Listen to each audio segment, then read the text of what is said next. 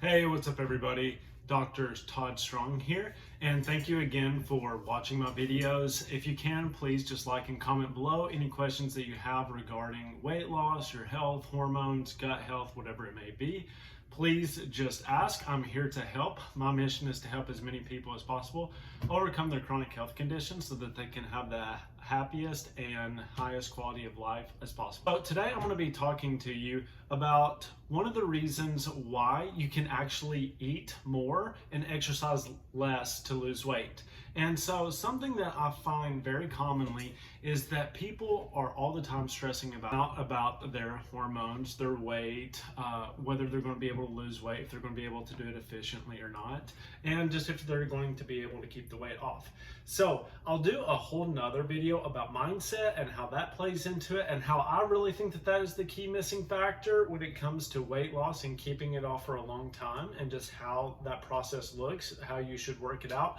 But today I want to talk to you about how you should actually eat more and exercise less, because a lot of this comes down to a hormone called cortisol, and cortisol can actually cause you to retain more fat and increase your adipose tissue. So we're all stressed out, we're all running around at 100 miles an hour, whether it's due to our job or family, maybe it's just our lifestyle is super busy and we've made it that way. But a lot of the times people are trying to follow advice and it looks like, oh, well, I need to eat less calories because less calories will lead to me losing weight, because it's a simple mathematical equation. While that is appropriate in some instances, I'm going to say that that is not always the truth. Especially if you are a rebound gainer, or if you tend to not lose weight very easily, if you struggle to lose the weight, then what I'm going to tell you is that a lot of the times when you're doing those caloric deficits, especially as you age or as you get older, then what's going to happen is that it's actually going to affect your hormonal health. And so what you're going to do is you're actually going to slow down your metabolism, like your thyroid. You're also going to stop producing your sex hormones because of something called cortisol steal. And what happens is that you actually get this rebound effect where you actually end up gaining more weight later on. You may lose some short term, but it's just going to come right back. And that's what I see is like the biggest issue with most people that I work with. So when I was looking at this, because I have my own weight loss journey. When I was a kid, I weighed 200 pounds more than I weigh today. And I actually struggled a long time. And even after I got out of doctorate school, dealing with like a very high stress, work study environment, not being able to kind of take time for myself, constantly like not eating very well, trying to work out along with going to school, it just was really wrecking my health. And I ended up gaining about 20 to 30 pounds after I got out of doctorate school.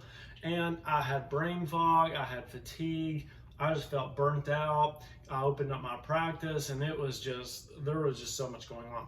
But one of the things that I found was that actually I was working out too much and I wasn't eating enough. And I think that we get like kind of this thrown off understanding that, well, if I work out more and increase the calories burned and I eat less, then what will happen is that I'll magically lose all this weight. And while that may be a fast approach and a cookie cutter approach, pardon the pun, to losing weight, then what will actually happen is that you'll actually destabilize your hormones. And let me explain this. Especially as you age, you may be able to do it when you're younger, when you have a little bit less stress and when you're not actively creating, your hormone, or your hormones are just getting going and you're not having to produce as many.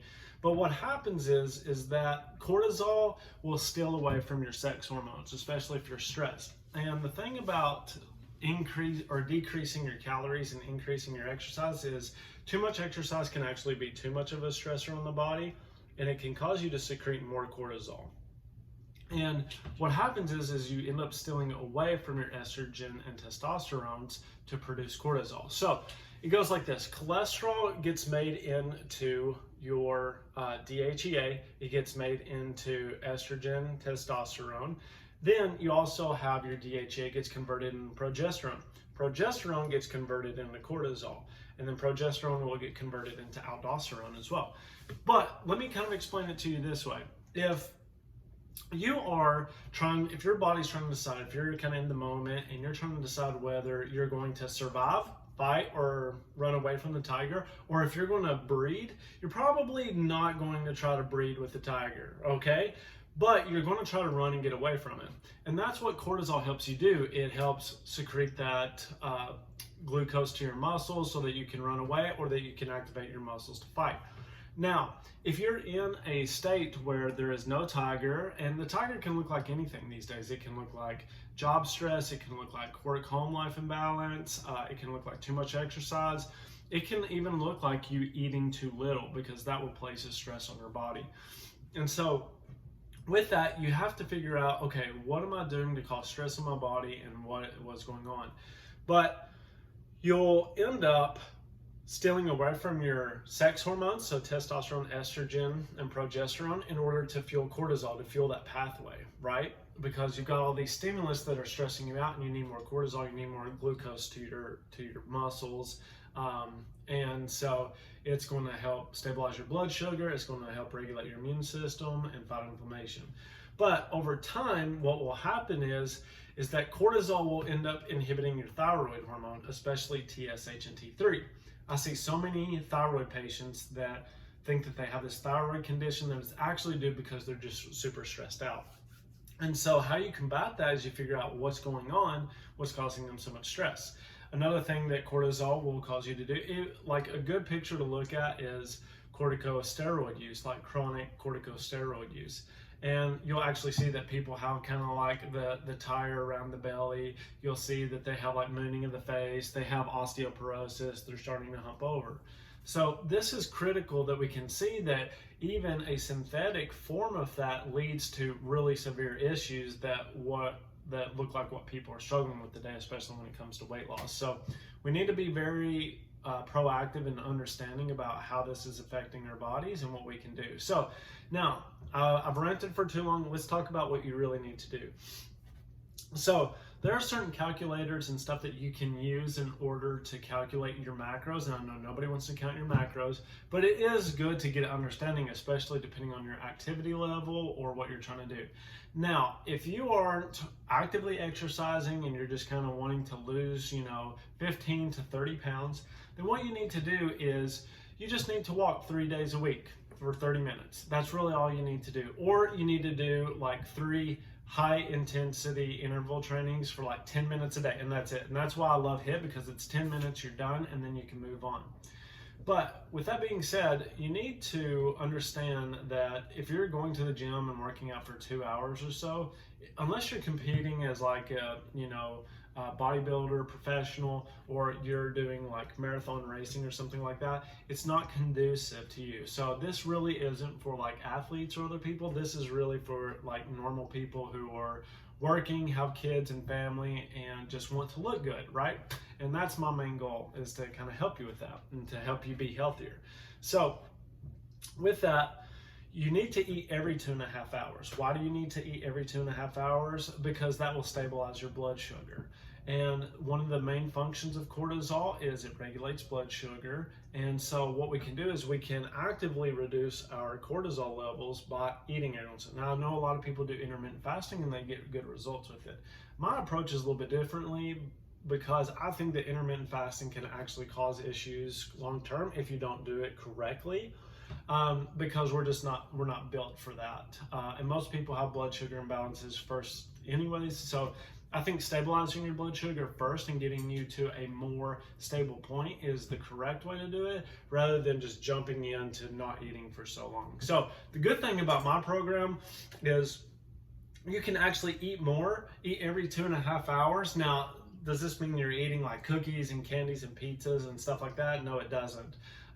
You're definitely still want to avoid those high sugar foods and processed foods, but you do want to try to eat something like, like an avocado or some sort of like low glycemic fruit, or some nuts or some seeds, or some source of protein, whether it's a protein shake or something like that.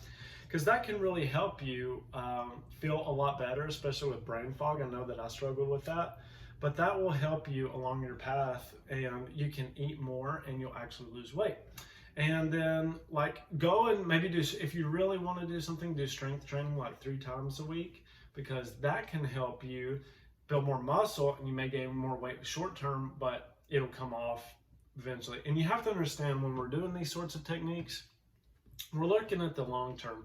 We're not looking for a quick fix to get you 10 or 15 pounds off that fast and then just say sayonara.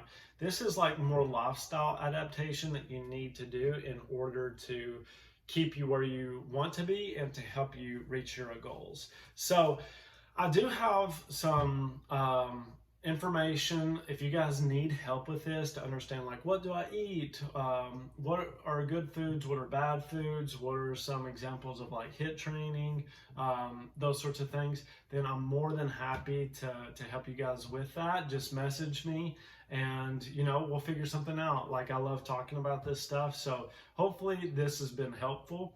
Please just like and comment, share this with your friends or family if you found it useful, and yeah, let's just create a happier and stronger world together. And let me know if there's any videos or any topics that you all would like me to cover. More than happy to do that. Just let me know. I really enjoy weight loss because my own personal story revolves around weight loss, and then just like we do hormonal work in my office, gut health, all sorts of things. So hopefully this was enlightening and you learned something, and hopefully I can provide more value for you in the future. So just hit the subscribe button if you like it, and I'll be producing videos every week. All right, everybody, have a good day. Bye.